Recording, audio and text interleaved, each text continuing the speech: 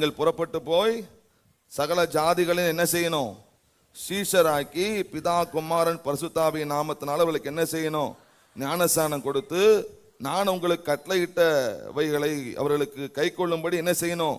உபதேசம் பண்ணணும்னு சொல்றார். இருக்க வேண்டிய நிலை என்னென்றால் சீஷன் சீஷி என்ற நிலையில அல்ல தேவன் உங்களுக்கு என்ன கொடுக்கிறார் என்றால் வல்லமையும் அதிகாரமும் கொடுக்கிறார். அது வல்லமையும் அதிகாரமும் கொடுக்கிறார் என்றால் சகல பிசாசுகள் நீங்க என்ன செய்யணும்?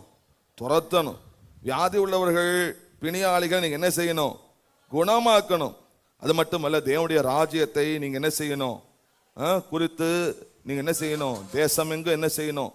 நீங்க அது குறித்து பிரசங்கம் பண்ணணும். ஆமென் சொல்லுங்க. இதற்காக தான் தேவன் வல்லமையும் அதிகாரத்தையும் அன்று சீஷர்களுக்கு கொடுத்தார்.